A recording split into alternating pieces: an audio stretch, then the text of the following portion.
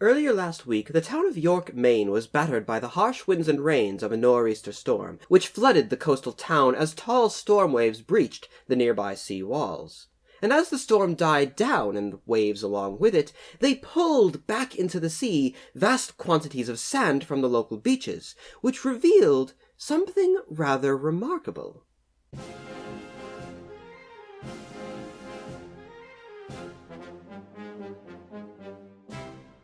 This is ME 497004, and it's usually buried deep under the sands here near the rocky shore of Short Sands Beach. But every once in a while, usually only every few years when weather conditions are just right, the remains of this vessel are brought back to the surface. The last time this ship was visible like this was February of this year, and before that there is a period of 10 years without the ship being seen. And that's not the only mysterious part of this relic. Indeed, we don't really know much of anything about it at all, not even its name, and thus the numerical designation. The remains are thought to be at least 160 years old, and they could well date, as current thinking has it, to anywhere between the 1750s and the 1850s.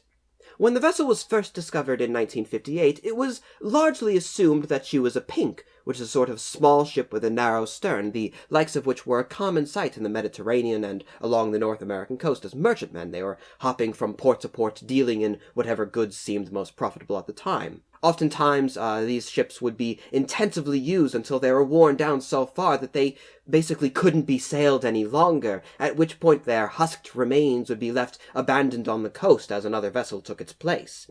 Not the sort of thing that we'd expect to be particularly well documented, so it explained for some time the mystery surrounding ME 497004 quite well.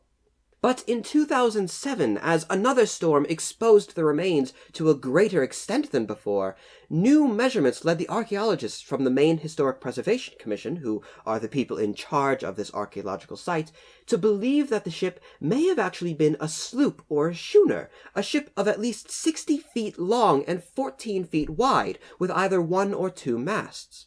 The society also identified 5 different kinds of wood here among the remains: balsam fir, yellow birch, red pine, white oak, and beechwood. So rather than being an old, worthless hulk that was purposefully thrown away, it's now actually thought that the ship may have run aground during a storm, perhaps not unlike those terrible waves which had now left her exposed to the elements, and, indeed most regrettably, had left her exposed to wretched scavengers as well. But for some reason or other, way back when, the ship was unable to be refloated and repaired, and so the majority of the poor thing, right down to the waterline, would have been stripped away by its crew and the local townspeople. Indeed, according to the archaeologist Lythe Smith, who's one of the leading researchers on the site, you can see that the timbers have been clearly cut off towards the top of the remains, rather than just having rotted away over time. Though while it's unlikely that the ship had just been abandoned by its crew after overuse, we have no written confirmation of such, and that may well be the greatest mystery surrounding ME 497004. Why is it that we know so little about it?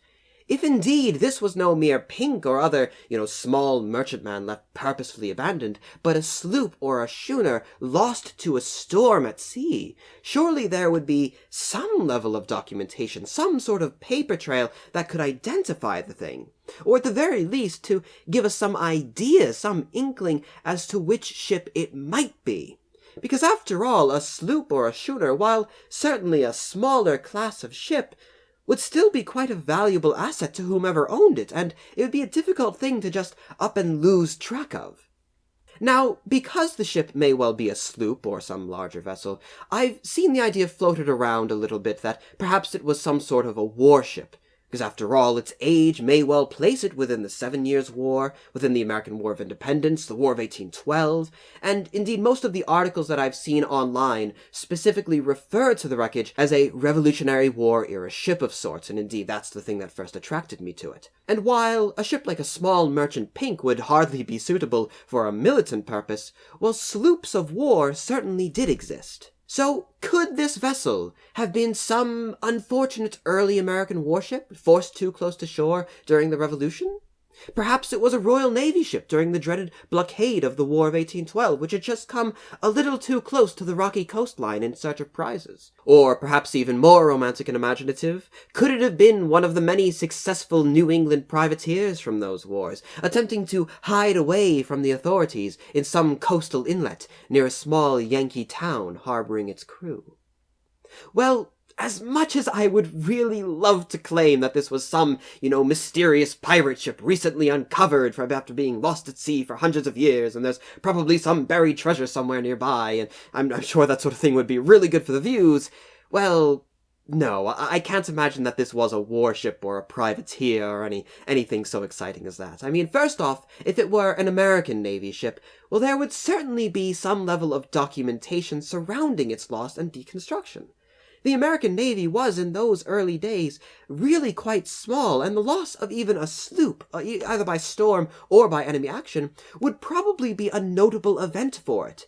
Inquiries would be made, officers would be called in for court-martials, and orders would be issued for the salvaging of the wreckage, which would include military resources, cannon and whatnot, down beneath the waves, which could possibly be recovered.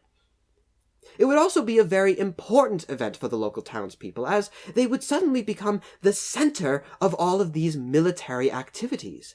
It's already shocking enough that a merchant ship, probably torn down by the locals as well as by the crew members for firewood and for canvas and rope, had remained so well hidden from the record for so long. But a warship? Well, I can't imagine that the local peoples would just gather up the cannon, cutlasses, and musketry left behind by a fighting ship without some level of documentation surrounding it. As for if the vessel were, say, British, a British warship lost during the War of 1812, as indeed I did see one article suggest that was a thin possibility, well, I imagine that not only would the same arguments then be applied, but even more so, because now we'd also be dealing, on top of all of the other trouble of, salvaging a military wreckage, we'd be dealing with enemy combatants coming on shore alongside the wreckage. And I can't imagine that the local community would be all too happy about something like that. And if the ship were a privateer, some pirate ship lost at sea, well, we might not expect anywhere near the same level of documentation surrounding it. We wouldn't have to worry about court-martials or inquiries or enemy combatants. After all, they would probably be Yankee pirates hiding in among their own people. It would still be an important militant asset, if not a military asset. And it also be, of course, a highly irregular occurrence for the town to have some privateer vessel crash alongside them someday. But then, I would also think that it would be more or less the same with a merchant vessel being lost so close to shore, that while it wouldn't be so irregular occurrence, that it would still be something worth noting on the part of not only the local townspeople, but of course, again, the man who lost the ship at sea. That would be an expensive asset that would be lost, that you would think that someone would take note of. So, I would expect there to be some sort of traceable paper trail, which again could give us a few clues as to what the vessel might have been. So, I suppose in the end I could be completely wrong about all this. Indeed, maybe she really was a militant ship way back when. Because while the nor'easter winds may have uncovered her fragile remains, it would seem that the mystery behind ME 497004 have remained still buried in time. But, that being said, I suppose there is one thing that is still certain, my dear viewer. And that is, of course, that I am and I shall remain your most humble and obedient of servants.